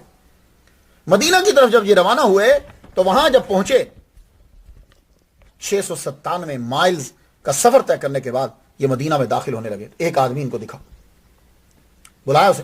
اب ظاہر ہے ان کی حکومت تھی، وہ تو ڈرے گا کہ کون لوگ ہیں، ہم ایران کے قاصد ہیں. محمد کہاں ہے؟ وہ آدمی کہنے لگا کہ وہ آپ کو اس وقت مسجد میں ملیں گے، کیونکہ ظہر کی نماز کا وقت ہو گیا اور مسلمان کوئی نماز مس نہیں کرتا. یہ سب کے سب ہم مسجد میں ملیں گے. اچھا، مسجد میں ملیں گے؟ کیوں؟ یہ جمع اس لیے ہو جاتے ہیں کہ ان کے نبی نے یہ کہا ہے کہ جو آدمی نماز چھوڑ دیتا ہے دانستہ طور پر فقط کفر، وہ کافر ہو گیا. یہی تو فرق ہے. تو ایمان جو ہے آپ کا مضبوط تب ہے کہ جب آپ کی نماز مضبوط ہے، ورنہ کسی وقت بھی خطرہ ہے. کہنے لگا اچھا تو کیوں نہیں پڑھ رہا؟ کہنے لگا میں مسلمان نہیں ہوں. کہا تو مسلمان نہیں ہے تو اتنی عقیدت سے نام کیوں لے رہا ہے؟ کہنے لگا محمد مصطفیٰ کی شخصیت ہی ایسی ہے، وہ جس سے گفتگو کرتے ہیں، جو ان سے مل لیتا ہے، وہ پھر آدمی ان کا دیوانہ ہو جاتا ہے. اللہ. اور وہ آدمی ان کو لے کر مدینہ مسجد نبوی کے دروازے پہ چلا گیا. مسجد نبوی کے دروازے تک جب پہنچے تو اندر سے محمد مصطفیٰ صلی اللہ علیہ وآلہ وسلم ظہر کی نماز پڑھا کر صحابہ کرام باہر آ رہے تھے. دروازے کے اوپر حضرت سلمان فارسی رضی اللہ تعالیٰ عنہ، ان سے ملاقات ہو گئی. وہ آدمی کہنے لگا یہ ایران سے آئے ہیں، اور سلمان فارسی بھی ایران کے تھے. اب گفتگو ہوئی تو وہ کہنے لگا کہ ہم خط لے کر آئے. کہا اچھا دو. بابویا نے خط دے دیا. حضرت سلمان فارسی رضی اللہ تعالیٰ عنہ انہیں پتا تھا تو وہ گئے حضور پاک کے پاس. کہنے لگے یا رسول اللہ، ایران کے بادشاہ نے آپ کی گرفتاری یا سر کاٹنے کا آپ کو آرڈر دیا ہے کیونکہ آپ نے خط لکھا ہے، تو کیا جواب دیتے ہیں آپ؟ فرمانے لگے یہ ان کو رکواؤ، آج رات ان کو کہو تم رک جاؤ، کل ہم تمہیں جواب دیں گے. محمد مصطفیٰ صلی اللہ علیہ وآلہ وسلم نے فرما دیا اور اپنے صحابہ سے یہ کہا کہ ان کی مہمان نوازی کے اندر کوئی بھی فرق نہ آئے، مہمان نوازی خوب کرو. اللہ اکبر جل شانہ. جس کے گھر کھجور تھی وہ لایا، دودھ تھا وہ لایا، جس کا جو تھا، گندم تو تب بہت کم ہوتی تھی، جو تھا پیش کر دیا ان کو. رات جب گزر گئی، صبح ہوئی تو صبح وہ قافلہ سارا محمد مصطفیٰ صلی اللہ علیہ وسلم کی بارگاہ میں پیش ہوا. تو اب میرے نبی کا جواب سن لیجئے. محمد مصطفیٰ صلی اللہ علیہ وآلہ وسلم نے کہا سلمان فارسی ان سے بول دو کہ جس بادشاہ کا تم حکم لے کر آئے ہو وہ بادشاہ قتل کر دیا گیا ہے، اس کے بیٹے نے اسے قتل کر دیا ہے. تو جب بادشاہ ہی نہیں رہا تو تمہارا آرڈر اب کیا چلے گا؟ یہ بات سننا تھا کہ بابویا اور جتنے قاصد اور باقی تھے ان کے پاؤں کے نیچے سے زمین نکل گئی. باقی بات ٹھیک ہے، جب بادشاہ ہی نہیں رہا تو پھر حکم کا ہے گا. کہا جاؤ چلے جاؤ واپس. وہ سب کا سب قافلہ جو ہے بڑی تیزی کے ساتھ اب یمن کی طرف جو ہے وہ یمن کی طرف روانہ ہوا. اور یہ قافلہ 697 مائل کا سفر طے کرنے کے بعد جب بازان کے دربار میں پہنچا تو وہ بولا کہ کیا ہو لے کر آئے ہو، کیا ملا جواب؟ تو وہ قاصد کہنے لگے، بازان سے یہ کہنے لگے جواب سن لے، جواب یہ ملا ہے کہ محمد نے یہ کہا ہے کہ تمہارا بادشاہ کو قتل کر دیا گیا. لو اب تو آگ بگولا ہو گیا. لگا اچھا یہ جرت کون ہے جو اسے قتل کر سکتا ہے؟ جاؤ قید خانے میں جتنے مسلمان ہیں پکڑ کے لے کر آؤ. بس اب شامت آ. قید خانے کے اندر حضرت ویسے کنی رضی اللہ تعالیٰ عنہ کا طریقہ وہی رہا جو ہمارے اولیاء کرام کا رہا ہے، حضرت یوسف علیہ السلام کا رہا ہے. جو قید خانے کے اندر ہوتا ہے وہ کیا ہوتا ہے؟ تبلیغ، عبادت. یہ ہمارے اولیاء کا، وہ جیلوں میں جاتے رہتے ہیں، بڑی دفعہ گئے جیلوں کے اندر. جیل میں پہنچے، حضرت یوسف علیہ السلام نے کیا کیا تھا؟ توحید بیان کی تھی، ان کی خوابوں کی تعبیر بیان کرتے تھے، عبادت کرتے تھے. حضرت ویسے کنی رضی اللہ تعالیٰ عنہ تبلیغ کرتے تھے، تو آپ ان کو سکھاتے. نماز با جماعت ہوتی. اس وقت بھی جب بازان جو ہے وہ ابن اخنس کے ساتھ جب داخل ہوا اندر تو اندر دیکھا کہ نماز ہو رہی ہے. ابن اخنس نے کوڑے مارنے شروع کر دیے. پیچھے جتنی 20-30 اتنے ہی بندے تھے جو ان کے ہاتھ پکڑے، ہاتھ لگے تھے، بڑا مارا ان کو. وہ تو بیچارے نماز کے اندر ہی بھاگے. حضرت ویسے کرنی رضی اللہ تعالیٰ عنہ کو مارا. آپ نے نماز نہیں چھوڑی، اطمینان سے نماز مکمل کی. وہ مارتا رہا. بازان کو رحم آ گیا، کہنے لگا بس کرو، تو اسے میرے دربار میں لے کر آؤ. حضرت ویسے کرنی نے سلام پھیرا اور وہ دربار میں لے کر گیا. دربار میں جب پہنچے بازان کہنے لگا تم نے محمد کو دیکھا؟ حضرت ویسے کرنی رضی اللہ تعالیٰ عنہ نہیں میں نے تو نہیں دیکھا. اچھا تم نے دیکھا ہی نہیں؟ کہا نہیں میں نے نہیں دیکھا. کیوں دیکھنے کیوں نہیں گئے؟ کہا بس دیکھنے اس لیے نہیں گیا کہ میری والدہ جو ہے وہ بیمار رہتی. کہا اچھا تو محمد کے بارے میں کیا خیال ہے تمہارا؟ کہا محمد اللہ کے سچے رسول ہیں، ہمارا خاندان انہیں جانتا ہے. مولا علی جب یہاں آئے تھے گورنر بن کر حضور کے دور کے ظاہری دور کے اندر، مولا علی سے بھی ملاقات ہے. صحابہ کرام آتے رہتے ہیں، وہ تعلیمات انہوں نے ہمیں سکھائی ہیں. بچیوں کو زندہ درگور نہیں کرتے, شراب پینا جائز نہیں ہے, انلیگل ریلیشن شپ جو ہے عورتوں کے ساتھ یہ صحیح نہیں ہے, چوری کرنا حرام ہے. ہمارے نبی سکھاتے ہیں کہ سب انسان برابر ہیں, کسی کے آگے کوئی نہیں جھکتا, صرف اللہ کے آگے جھکتا ہے. محمد جو کہتے ہیں وہ سچ ہوتا ہے. وہ باتیں کہنے لگا اچھا محمد جو کہتے ہیں وہ سچ ہوتا ہے, کہاں تمہارے محمد نے یہ کہا کہ خسرو کو قتل کر دیا گیا ہے؟ حضرت ویسے کنی رضی اللہ تعالیٰ عنہ کہنے لگے اگر نبی نے کہا تو سچ کہا ہے. کہنے لگا پھر ہمارے پاس تو کوئی رپورٹ نہیں آئی, ہمارے پاس تو کوئی قاصد نہیں آیا. کہا میرے نبی نے جب کہا ہے انہوں نے مدینے بیٹھ کر کہا ہے, تمہارے پاس جو قاصد آئے گا وہ ایران سے آئے گا, ایران دور ہے مدینہ قریب ہے, مدینے کے قاصد آگے ہیں نا, ہاں تو کہا ایران کے بھی آ جائیں گے. کہا ٹھیک ہے, تمہیں یقین ہے کہ خسرو قتل کر دیا گیا؟ کہنے لگے ہاں. وہ اس نے تو خسرو نہیں کہا, وہ تو بڑے لمبے چوڑے لفظ بولتے تھے. کہا ہمارا بادشاہ قتل کر دیا. ہاں قتل کر دیا. کہنے لگا ٹھیک ہے, اگر قاصد آ گئے بات سچی ہوئی تو میں تمہیں بھی چھوڑ دوں گا, سب کو چھوڑ دوں گا, اور اگر یہ بات جھوٹی ہوئی اور وہ قتل نہ ہوا میں تیری بھی گردن اڑا دوں گا اور سب کی گردن اڑا دوں گا. ہم نے کہا منظور, محمد مصطفیٰ صلی اللہ علیہ وآلہ وسلم کے اوپر کتنا یقین تھا. کہنے لگے منظور. تھوڑی دیر گزری, قاصد پہنچ گئے. ابھی حضرت ویسے کرنی رضی اللہ تعالیٰ عنہ دربار میں ہی ہے, قاصد پہنچ گئے, آنکھوں سے آنسو جاری. قاصد کیا ہوا؟ کہنے لگے خسرو پرویز کو اس کے بیٹے نے قتل کر دیا. اللہ اکبر جل شانہ. 25 فروری 628 کو خسرو قتل ہو گیا. وہ حکومت جو 531 سے جاری تھی 97 سال کے بعد 628 میں ختم ہو گئی, بالکل ختم ہو گئی, کیونکہ میرے نبی نے کہا تھا کہ اگر تو اسلام لے آئے تو بچ جائے گا, نہیں لائے گا تو گیا. جب اس نے آپ کے پاس یہ پہنچی کہ اس نے خط پھاڑ دیا, آپ نے فرمایا اس نے اپنی حکومت کو ہی پھاڑ دیا, نسل ہی ختم ہو گئی. اور یہی ہوا. اسی لیے ہمارے صوفیاء کرام اولیاء کرام یہ کہتے ہیں کہ پرویز نام رکھنا اچھا نہیں ہے. آپ جانتے ہو کیوں؟ اس لیے کہ پرویز وہ آدمی ہے کہ جس نے محمد مصطفیٰ صلی اللہ علیہ وآلہ وسلم کا خط پھاڑا تھا اور حضور نے اس کے لیے بد دعا کی, اس لیے ہمارے ہاں پرویز نام اچھا نہیں سمجھا جاتا. اللہ اکبر جل شانہ. محمد مصطفیٰ صلی اللہ علیہ وآلہ وسلم کے سے ادھر یہ پہنچے, ادھر سے وہ آ گئے, اور جب بات سچی بازان کا سر جھک گئے, بازان کا سر جھکا. کہنے لگا جاؤ سب مسلمانوں کو چھوڑ دو. سب مسلمانوں کو چھوڑ دیا گیا. حضرت ویسے کنی رضی اللہ تعالیٰ کہنے لگا ان کو خالی نہیں, ان کو دراہیم و دنانیر دے کر دو اور کپڑے دے کر بھیجو. سب کو دیے گئے. حضرت ویسے کنی رضی اللہ تعالیٰ کو دے, فرمانے لگے نہیں ہمیں نہیں چاہیے, ہمیں تمہارے مال سے نہیں لینا. تو اس کے بعد بازان نے بھی اسلام قبول کر لیا. یہ میرے نبی محمد مصطفیٰ صلی اللہ علیہ وآلہ وسلم کہ اس خط کی وجہ سے آپ کی شہرت ہوئی, اور بازان نے جو ہے وہ اسلام قبول کر لیا. بازان نے جب اسلام قبول کیا, حضور صلی اللہ علیہ وآلہ وسلم کہ یہ دیوانہ, اب اسلام یمن کے اندر اور پھیلا. یمن میں جب اسلام پھیلا, حضرت محمد مصطفیٰ صلی اللہ علیہ وآلہ وسلم کے یہ دیوانے ویسے کنی رضی اللہ تعالیٰ عنہ, اب حضور کی عمر تقریباً 57 سال ہو چکی تھی. حضور کی عمر 57 سال, 58 59 60 61 62 63, اب بس اتنے ہی سال باقی ہیں.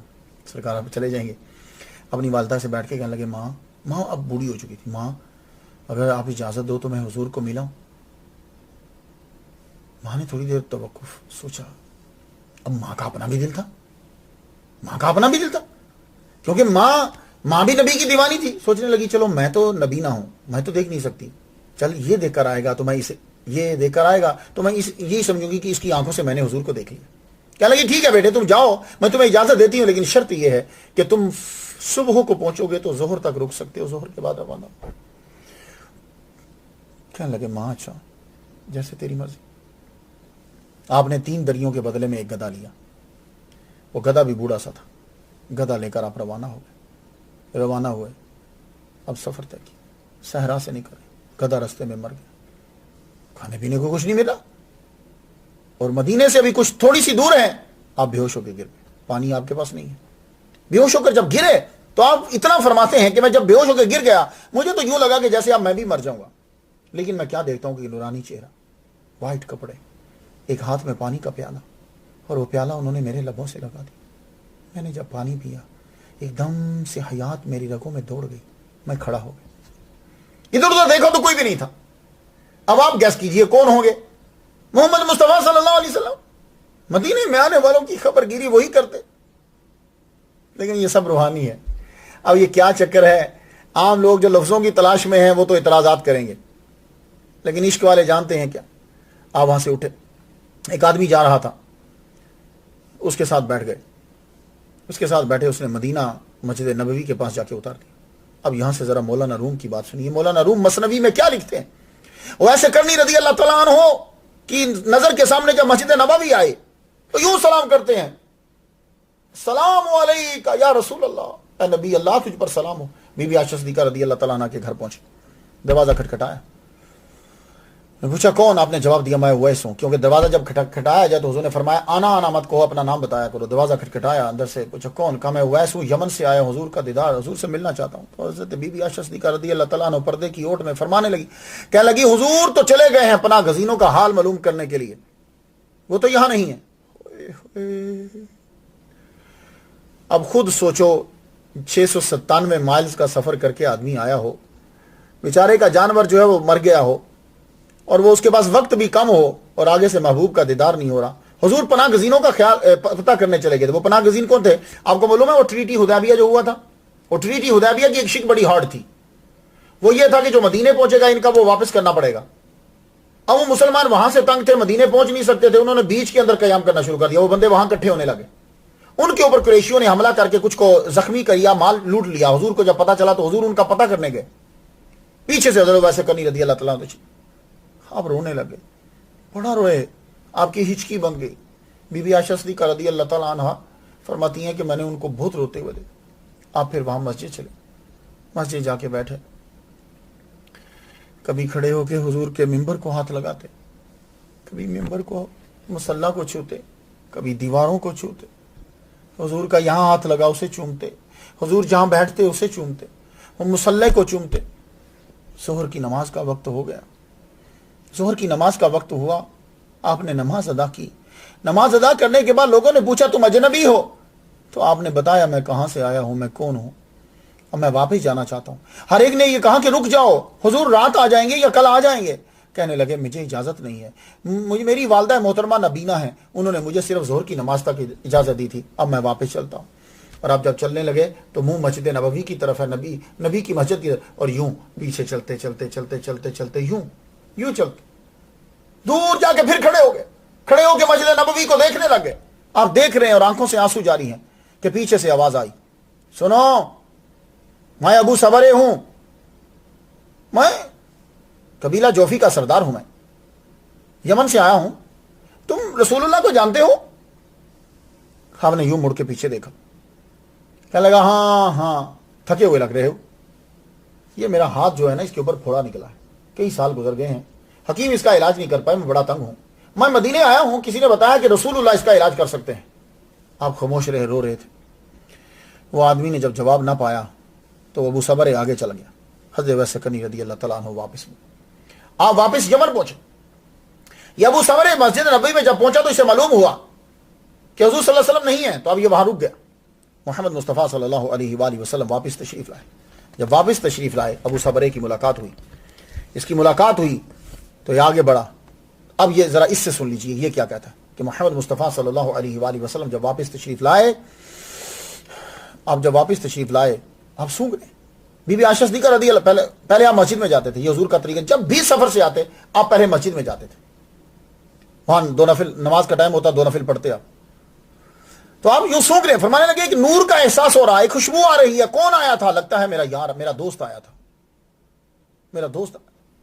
مولانا روم مثنوی میں لکھتے ہیں کہ حضور پھر گھر گئے، بی بی عائشہ صدیقہ نے جب بتایا تو حضور اس طرح روئے کہ لگتا تھا کہ آنکھوں سے نہر دریا جاری ہو گئے، اس طرح روئے۔ فرمانے لگے وہ آیا اور لیکن، اور یہ ابو صبرے بتا رہے ہیں حضور صلی اللہ علیہ وآلہ وسلم نے حضرت ویسے کنی رضی اللہ تعالیٰ عنہ کی تعریف کی، یمن کی طرف منہ کر کے سینہ کھول کے آپ نے کہا کہ مجھے یہاں سے خوشبو آتی ہے، ویسے کرنی میرا دوست ہے۔ پھر حضور صلی اللہ علیہ وسلم ابو صبرے کہا آؤ قریب آؤ۔ وہ جب قریب آئے، یا رسول اللہ میرا یہ ہاتھ جو ہے وہ خراب، آپ نے فرمایا اچھا یہ کپڑا ہٹاؤ۔ کپڑا ہٹایا، آپ نے ایک لکڑی لی، کچھ پڑھ کے دم کیا، لکڑی کو یوں پھیرا، فرمانے لگے جاؤ جب تم گھر پہنچو گے یہ ٹھیک ہو چکا ہوگا۔ تو ابو صبر جب واپس یمن آیا، جو ہے قبیلہ جوفی کا سردار تھا، اب اس نے تو پورا میلہ لگا دیا، سب لوگوں کو بلایا آ جاؤ، سارے لوگ آ گئے، اس کے قبیلے والے آ گئے۔ اب جو شروع ہوا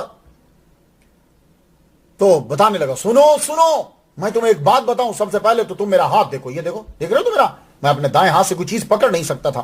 یہ رسول خدا ہیں, پیغمبر ہیں, انہوں نے میرے ہاتھ کو ٹھیک کیا, یہ لو دیکھو, سب لوگ دیکھ رہے ہیں. اور تمہیں ایک اور بات بتاؤں میں, یہ میرا بیٹا عزیز ہے نا, یہ بھی حضور سے ملا ہے. حضور نے پوچھا, میں نے بتایا حضور یہ میرا بیٹا ہے, یہ صابر ہے, یہ عزیز ہے. تو حضور نے فرمایا نہیں عزیز صرف اللہ ہے, یہ عبد الرحمن ہے, میرے بیٹے کا نام عبد الرحمن رکھا. اور اس کے بعد تمہیں میں ایک اور بات بتاؤں, ویسے کرنی کا ذکر کیا, وہ بھی یہاں رہتے ہیں, میں ان کو ڈھونڈ لوں گا. ان کا ذکر کیا حضور نے, آپ فرمانے لگے وہ میرا دوست ہے. وہ بچہ حضرت ویسے کرنی رضی اللہ تعالیٰ عنہ کے گھر, آپ کو پتا جہاں میلہ لگتا ہے بچے آ جاتے ہیں, گاؤں کے لیے تو یہی میلہ ہوتا ہے. اسی لیے اولیاء کرام بزرگان دین عرس کی محفل ہوتی تھی. کیوں؟ وہ گاؤں میں اور کوئی چیز ہی نہیں ہوتی تھی, سال کے بعد وہ لوگ ذرا خوش ہو جاتے تھے. تو لیکن اب تو کچھ لوگوں نے وہاں بیچ میں غلط چیزیں ڈال دی ہیں, لیکن اصل میں مقصد یہی ہوتا تھا, کچھ میسج مل جائے, کچھ لوگ ذرا تھوڑے سے موج میلہ ہو جائے, ان کا خوشی ان کی کچھ ہو جائے. تو یہ سردار جب پہنچا تو وہاں جو گفتگو ہو رہی ہے وہاں کھانے کو ملے گا, ایک میلہ کے بچے سب پہنچ گئے وہاں. اور وہ سلیم جو تھا, جو حضرت ویسے کنی رضی اللہ تعالیٰ عنہ کے گھر میں رہتا تھا, اس نے جب حضرت ویسے کنی رضی اللہ تعالیٰ عنہ کا نام قبیلہ جوفی کے سردار کے منہ سے سنا تو وہ قریب جا کے چلے گئے. کہنے لگا بچے تمہیں کوئی چیز چاہیے؟ کہنے لگا نہیں چیز نہیں چاہیے, میں تمہیں ایک بات بتاؤں, یہ ویسے کرنی کو میں جانتا ہوں. اچھا تم جانتے ہو؟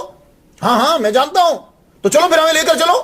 سارے کا سارا قافلہ اور قبیلہ جوفی کا سردار وہ بھی پیچھے پیچھے, اور جتنے وہ تحائف وہ چیزیں پڑی ہوئی تھی وہاں بانٹنی تھی وہ سب اٹھا کر لے چلے, وہ کھجوریں, وہ گوشت, وہ دانے, وہ ساری چیزیں جا کر حضرت ویسے کنی رضی اللہ تعالیٰ عنہ کے گھر کے سامنے گلی کے اندر رکھ دی. دروازہ کھٹکھٹایا, حضرت ویسے کنی رضی اللہ تعالیٰ عنہ باہر آئے. قبیلہ جوفی کے سردار نے ان کو دیکھتے ہی کہا, آج سے میں اعلان کرتا ہوں کہ یہ ہمارے قبیلے کے سردار ہیں اور ہمارے فرد ہیں, یہ ہمارے قبیلے میں شامل ہوئے. آپ ان سے ملے, کیونکہ وہ حضور سے مل کر آئے تھے. ملے اور انہوں نے کہا, ابو صبر کہنے لگے یہ ساری چیزیں میں نے آپ کو دی. آپ نے فرمایا ہم نے کیا کرنی؟ آپ نے کہا آؤ میں بانٹتا ہوں تم لو. تو ساروں کو تھوڑا تھوڑا کر کے آپ نے سب کو بانٹ دیا. تو اس وقت پھر اس نے اعلان کیا کہ میں یہاں ایک بہت بڑی مسجد بناؤں. آپ نے فرمایا بالکل, مسجد بنانا جو ہے یہ نہ بھولنا. اللہ اکبر جل شانہ. حضرت ویسے کرنی رضی اللہ تعالیٰ عنہ زندگی پھر اسی طرح. شہرت آپ کو اچھی نہیں لگتی تھی, آپ لوگوں کی نظروں سے بچا کے کہیں کبھی کہیں, اور این ٹائم پہ شام کے ٹائم آ جاتے, والدہ کا پوچھتے, خیال رکھتے. والدہ اور علی لوگ. ایک دن پھر کیا ہوا کہ دروازے پہ نوکنگ ہوئی. اندر سے حضرت ویسے کرنی رضی اللہ تعالیٰ عنہ باہر تشریف لائے. تو ابن اخنس سر جھکا کے کھڑا تھا, کیونکہ ظاہر ہے اب تو بازان بھی مسلمان بن گیا تھا, اور بھی قبیلے بڑے مسلمان ہو گئے تھے. سر جو حضور صلی اللہ علیہ وسلم کے مکہ فتح کرنے جا رہے ہیں, تو بازان نے یہ کہا ہے کہ ہم بھی کوئی چیزیں بھیج دیں, یمن سے بھی کوئی لشکر جائے, گھوڑے جائیں, کچھ اونٹ جہاں سے بھی بھیج دیں, اور آپ ان کے سپہ سالار بن کے جائیے. یہ فیصلہ ہوا ہے. آپ نے فرمانے لگے میں تو نہیں جا سکتا, کیونکہ میری ماں نابینا ہے, اب دیکھ نہیں سکتی, اور انتہائی علیل ہے. کہنے لگے تو شاہی طبیب دے دیتے ہیں. آپ نے فرمایا اس وقت میری ماں کو طبیب کی ضرورت نہیں ہے, میری ماں کو بیٹے کی ضرورت ہے, تو باقی میں تمہارے ساتھ جا نہیں سکتا. پھر وہ قافلہ ابو صبرے لے کر گئے, یہ لے کر گئے قافلہ, یہاں سے یمن سے بھی سامان گیا. اب جب گئے تو فتح مکہ کی پوری سچویشن آ کر بتائی انہوں نے. پھر ان کی کچھ طبیعت ہی کچھ ایسی تھی. آگے بتانے لگے آؤ سب کٹھے ہو جاؤ, میں تمہیں بتاؤں حضور صلی اللہ علیہ وآلہ وسلم کس طریقے سے مکہ میں داخل ہوئے. میرے نبی کی شان, سر جھکایا ہوا, قل جاء الحق وزهق الباطل ان الباطل کان زهوقا. میرے نبی مسجد میں داخل ہوئے, مسجد میں داخل ہوتے ہی آپ نے سارے بتوں کو گرایا اور سر سجدے میں جھکا دیا. ساری ڈیٹیل ایسے بیان کر رہے ہیں اور لوگ دم بخود سن رہے, اور کہتے ہیں ابو سفیان کا تو رنگ اڑ گیا تھا. حضرت ویسے کنی رضی اللہ تعالیٰ عنہ کو پتا چلا کہ ابو صبرے آئے ہیں, کیونکہ انہوں نے حضور کو دیکھا تھا, تو آپ ان کو ملنے کے لیے خود گئے. اور جو ہی آپ انٹر ہوئے, وہ ہمارے سردار آ گئے, ہمارے سردار آ گئے. حضرت ویسے کنی رضی اللہ تعالیٰ عنہ نے ان سے ملاقات کی, حضور کے بارے میں پوچھا, پھر واپس. 2 سال مزید گزر گئے. 2 سال گزرے, آپ کے اوپر زیادہ تر اب غلبہ حال اور مزید ہو. کچھ وقت کے لیے آپ غلبہ ختم ہوتا, تھوڑا سا نمازیں اور عبادت میں مصروف رہتے. اپنی والدہ کی خدمت کے بعد پھر چلے جاتے. چاند راتوں کے اندر تو بہت عبادت کرتے, 13 14 15, ایک رات کے ایک رکوع میں, ایک سجدے میں, کیونکہ اس رات کے اندر آدمی کا خون بھی جوش مارتا ہے, یہ بھی پانی جوش مارتا ہے جیسے دریاؤں کا جوش مارتا. اس لیے ان دنوں کے اندر روزہ رکھنے کا حکم دیا گیا, حضور کی طرف سے آیا نا, 13 14 15. عبادت بہت کرتے. آخر حضور صلی اللہ علیہ وسلم کا وصال ہوا. تو جب حضور کا وصال ہوا تو آپ کی والدہ ماجدہ کا بھی وصال ہوا. 632 میں حضور صلی اللہ علیہ وآلہ وسلم کا وصال ہوا تو آپ کی والدہ ماجدہ کا بھی وصال ہوا. وہ تو کہا کرتی تھی یا اللہ مجھے جب حضور نہ رہیں تو مجھے نہ رکھنا.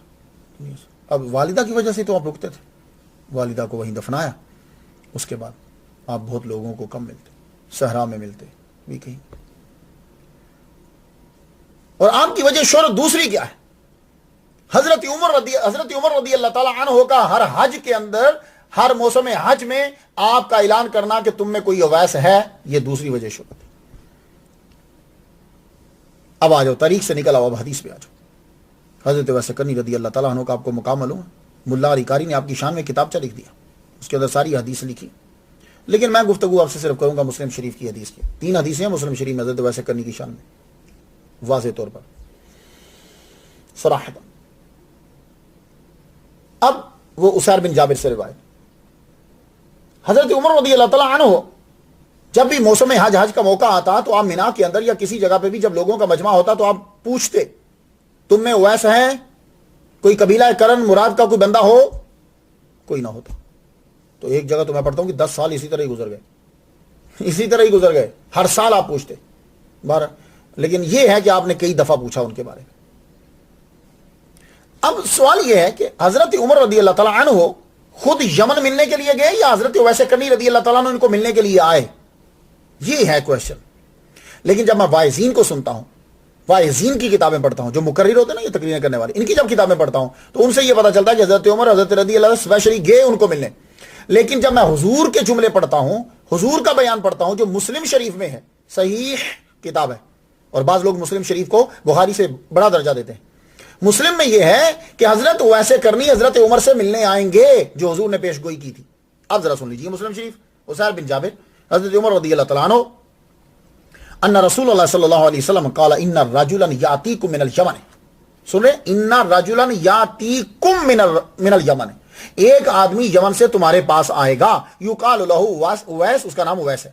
حضور نے اس کا نام آپ کا نام بتا دیا اور فرمانے لگے کہ یمن میں اس کی ماں کے علاوہ کوئی نہیں، اور سفیدی ہوگی، وہ نشان سا جو ہے وہ ہوگا. اب وہ نشان ایک میں ہے کہ ہاتھ پہ، ایک میں ہے پہلو میں، ایک میں ہے یہاں تھا، جہاں بھی تھا. لیکن یہ ہے کہ یہاں ہو تو کیونکہ جو ریزن ہے وہ یہیں پوری ہو سکتی. 1 درہم یا دینار کے مطابق برابر نشان رہ گیا ہوگا. فمن لقیہ منکم فلیستغفر لکم، اور جو ملے اسے وہ کہے کہ وہ تمہارے، اس سے کہو کہ وہ تمہارے لیے بخشش کی دعا. تو بات سمجھ رہے ہیں کہ یہاں ایک لفظ مل رہا ہے کہ وہ تمہارے پاس آئے گا یمن سے، یعنی یہ نہیں جائیں گے، وہ آئے گا. اب ابن عساکر ہے، اس میں ہے کہ حضور نے فرمایا کہ جب تم اس سے ملو، اے عمر جب تم اس سے ملو تو میرا سلام کہہ دینا اسے. ابن طبقات ابن سعد میں، مسند امام احمد میں، اور مسلم شریف میں اور حاکم کے، یاتی علیکم اویس بن عامر ما امداد اہل الیمن من مراد ثم من قرن، یعنی یمن کے قافلوں کے ساتھ تمہارے پاس آئے گا، لشکر کے ساتھ آئے گا تمہارے پاس. بات کچھ سمجھ میں آ رہی ہے؟ تو یہی وجہ تھی کہ حضرت عمر رضی اللہ تعالیٰ عنہ پوچھا کرتے تھے، کیونکہ حضور نے کہا تھا کہ تمہارے پاس آئے گا، تو آپ پھر پوچھتے تھے تم میں کوئی ہے.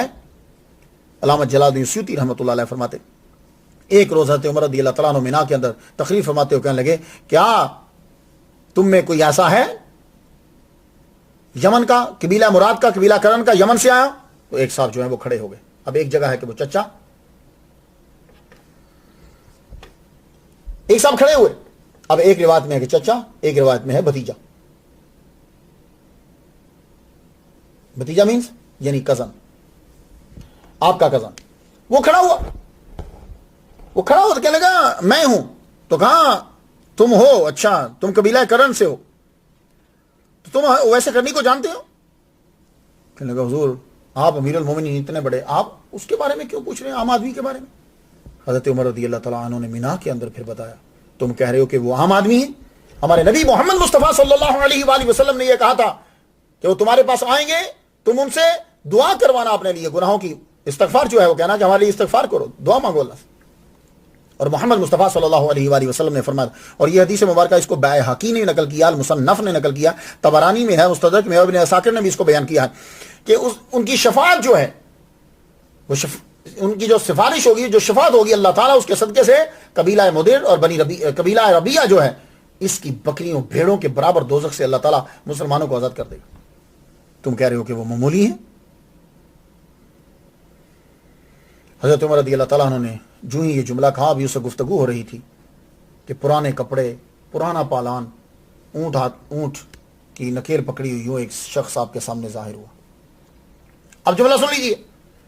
آپ نے فرمایا انتا اویس, تو اویس ہے؟ قال نعم. قال من مراد؟ قال نعم. قال ثم من قرن؟ قال نعم. قال فكان بك برص فبرأت منه؟ yes. قال نعم. قال لك والدة؟ قال نعم. قال سمعت رسول الله صلی اللہ علیہ وسلم يقول ياتي عليكم اویس بن عامر مع امداد اهل اليمن. تو حضور نے فرمایا کہ تم ان سے دعا کروانا. تو حضرت عمر کہنے لگے فاستغفر لی, میرے لیے دعا کر. تو بڑے مجمع کے اندر حضرت امیر المومنین عمر رضی اللہ تعالی عنہ دعا کروا رہے ہیں. تو سب لوگوں کو پتا چل گیا, تو مشہور ہو گئے. اب آپ نے یمن جانے کا ارادہ ترک کر دیا. کیوں؟ سارے یمنی آپ کو جان گئے کہ امیر المومنین آپ سے دعا کروا رہے ہیں اور آپ کو شہرت پسند نہیں تھی.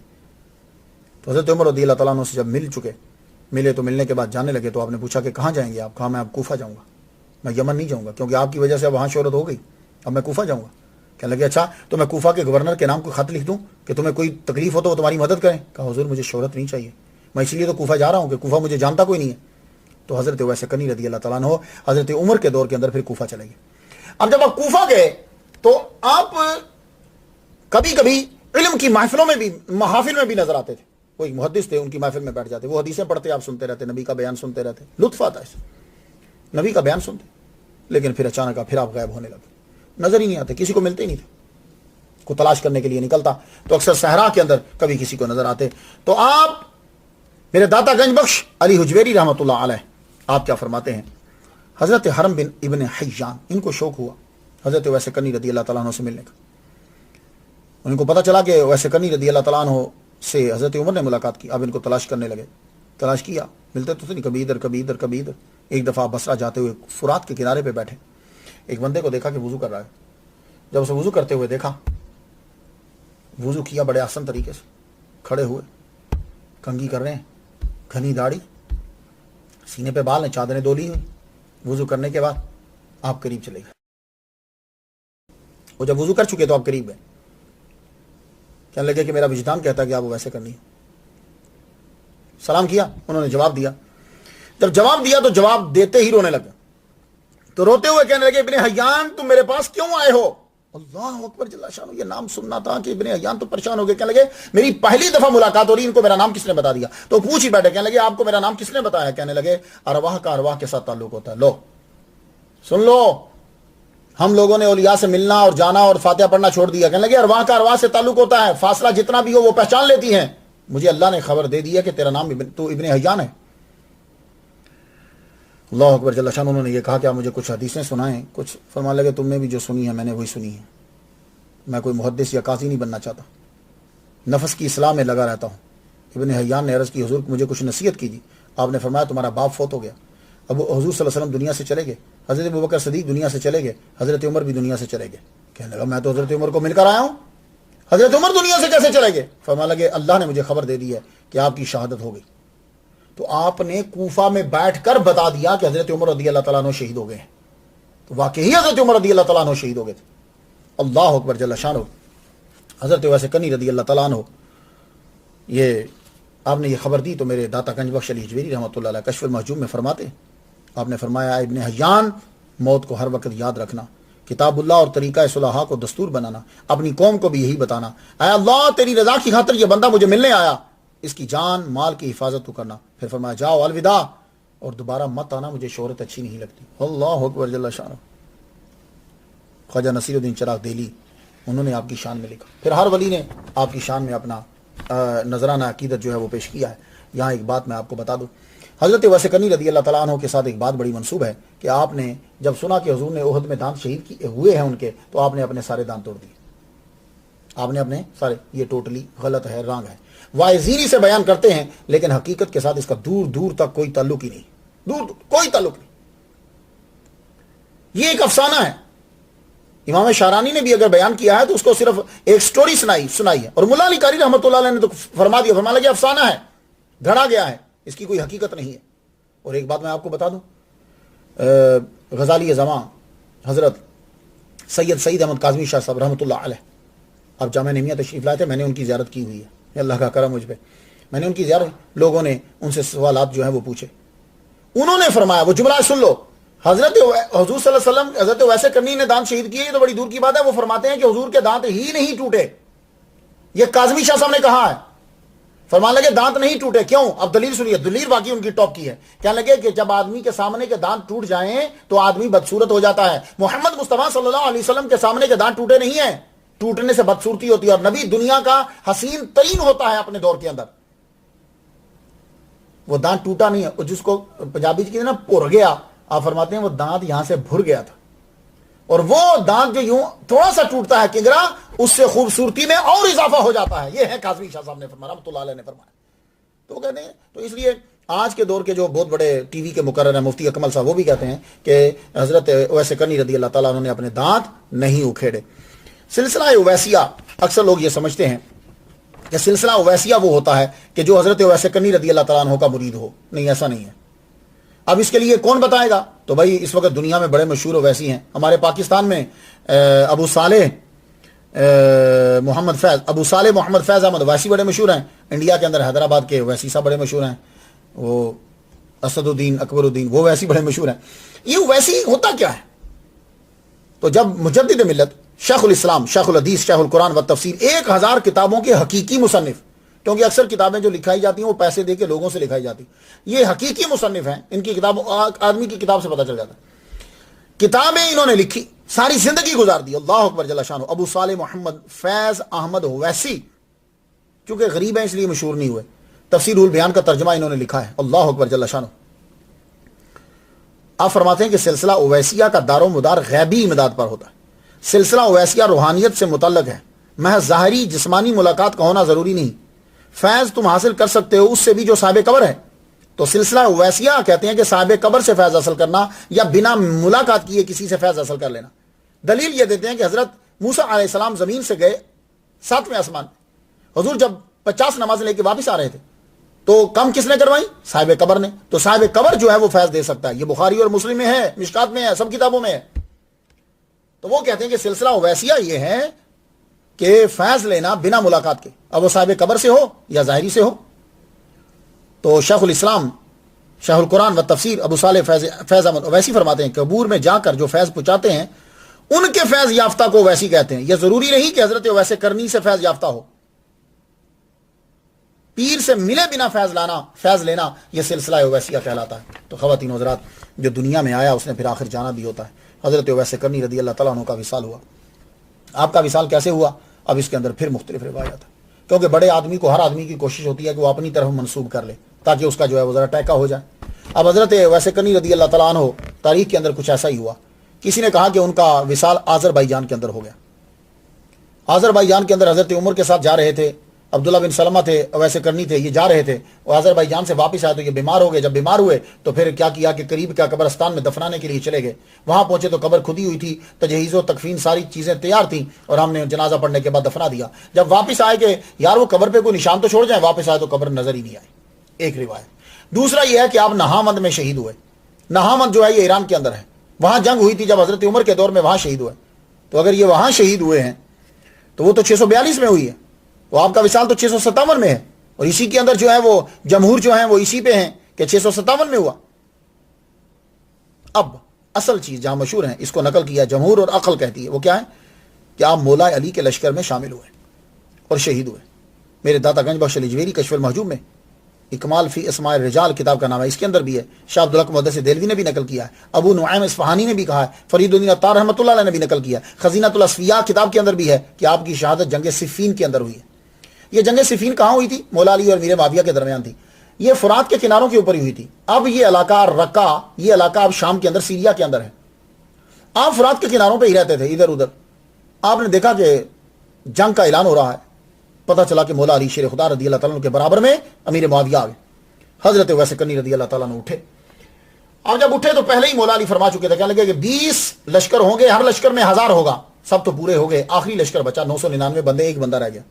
آپ فرمانے لگے بندہ آئے گا، بندہ پہنچے گا. خیمہ لگا کے 2 بندے بٹھا دیے. فرمانے لگے کہ انتظار کرتے رہو، جو ہی وہ آئے میرے پاس لے کر آ جانا. اب آپ کو امیر معاویہ کے جتنے بندے تھے وہ آپ کو شہید کرنا چاہتے تھے کہ آپ کو ختم کر دیا جائے. 2 بندے بٹھا دیے کہ آپ کو شہید کرنے کے لیے. انہوں نے ایک تیر لیا. تیر کی 6 قسمیں تھی عرب کے اندر. یہ جو قسم تھی یہ بڑی خطرناک تھی. یہ کیا ہوتا تھا کہ تیر یوں گھوم کے جاتا تھا اور جس جگہ جاتا تھا نا تو ایسی عجیب سی چیز ہوتی تھی کہ وہ پھاٹتا وہ یوں سوراخ کرتا اندر گھس جاتا تھا. وہ تیر آپ کے لیے، اور یہ عام طور پر پورے ہیویٹیڈ ہوتا تھا، وہ تیر جو آپ کے لیے تیار کیا گیا، تیر تیار کر کے وہ نشانے پہ بیٹھے کہ کب علی باہر نکلے اور ہم نشانے پہ لگائیں. ویسے کنی رضی اللہ تعالیٰ عنہ انٹر ہوئے، مولا علی بندوں نے آ کے پکڑ لیا. اب جب جانے لگے پوچھا مولا علی کدھر ہیں، میں جنگ میں ان کی طرف سے لڑنا چاہتا ہوں. انہوں نے کہا اندر خیمے میں. بندوں نے جا کے اطلاع دی، مولا علی شیر خدا رضی اللہ تعالیٰ عنہ بات تشریف لائے. وہ دشمن جو گھات لگائے بیٹھے تھے انہوں نے تیر چلا دیا. تیر چلائی اتنے میں حضرت ویسے کنی رضی اللہ تعالیٰ عنہ آگے بڑھے. آگے بڑھے انہوں نے حضرت مولا علی نے یوں ہاتھ پھیلائے، آپ دوڑ کے سینے سے لگے. وہ تیر مولا علی کو لگنے کے بجائے حضرت ویسے کنی رضی اللہ تعالیٰ عنہ کے پیچھے سے یوں ہڈی کو، وہ ساتھ جو گوشت یوں گھماتا کراس کرتا ہوا دل تک پہنچ گیا. آپ نے مولا علی کے ہاتھوں میں ہی جان دے دی. اور الرقہ اسی جگہ آپ کا روزہ بنا دیا گیا. یہ ہے مشہور روایت جو میں نے آپ کو بتا دی. 657 عیسوی جولائی کے مہینے کے اندر حضرت ویسے کرنی رضی اللہ تعالیٰ عنہ دنیا سے جو ہے وہ تشریف لے گئے. لیکن آپ جب دنیا میں گھومیں گے تو حضرت ویسے کرنی رضی اللہ تعالیٰ عنہ کا مزار آپ کو 7 جگہ میں نظر آئے گا. دنیا میں آپ کا مزار 7 جگہوں میں. سب سے پہلے آپ یمن میں جائیں تو شہر زبیدہ کے باہر شمالی سمت میں آپ کا مزار ہے، کہتے ہیں یہ ویسے کرنی کا مزار ہے. آپ عراق کے شہر بغداد میں جائیں وہاں ایک مزار ہے، یہ ویسے کرنی کا مزار ہے. ملک افغانستان کے شہر غزنی میں جائیں کہیں گے وہاں بھی ایک مزار ہے، یہ ویسے کرنی کا مزار ہے. ملک پاکستان کے شہر ٹھٹھا میں چلے جائیں، سندھ میں صوبہ سندھ میں، یہاں بھی ایک ویسے کرنی کا، یہاں یہ بھی ان کا مزار ہے. آذربائیجان میں جائیں وہاں بھی ایک ان کا مزار ہے. اور عمان جو ہے مسقط، یہ اس کے شہر ایک سلالہ ہے. میں وہاں گیا ہوں اور جب میں واپس آ رہا تھا حضرت ایوب علیہ السلام کی قبر کی زیارت کر کے واپس آ رہا تھا تو مجھے کسی بندے نے بتایا کہ یہ حضرت ویسے کرنی کا جو ہے وہ مزار ہے. میں نے کہا چلو دیکھ لیتے ہیں. تو عمان کے اندر بھی مزار ہے. اسی طرح شام کے شہر الرقہ کے اندر، یہ تو بہت ایران کی گورنمنٹ نے پیسہ لگا کر یہاں بہت بڑی مسجد بنائی.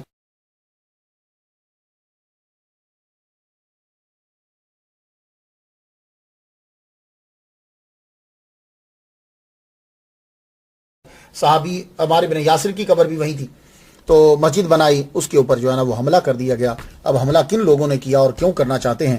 2 دفعہ حملہ ہوا. پہلی دفعہ 11 مارچ 2013 میں، دوسری دفعہ حملہ کیا تو اللہ کا گھر بھی اڑا دیا 31 مئی 2014 میں.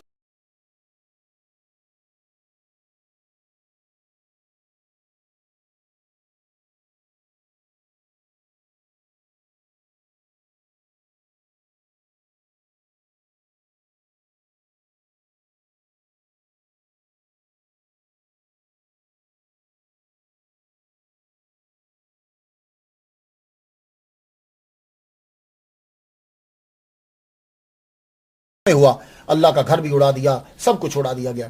حضرت ویسے کرنی رضی اللہ تعالیٰ عنہ ظاہری زندگی میں بھی شہرت پسند نہیں کرتے تھے، وہ چھپ چھپا کے رہنا چاہتے تھے. اور جب دنیا سے چلے گئے تو اب بھی 7 جگہوں کے اوپر آپ کی قبر ہے. لیکن دیکھیے رب کا کرم کہ جو جہاں بھی دعا مانگتا ہے حضرت ویسے کرنی کا صدقہ اللہ تعالیٰ اس دعا کو قبول فرما لیتا ہے.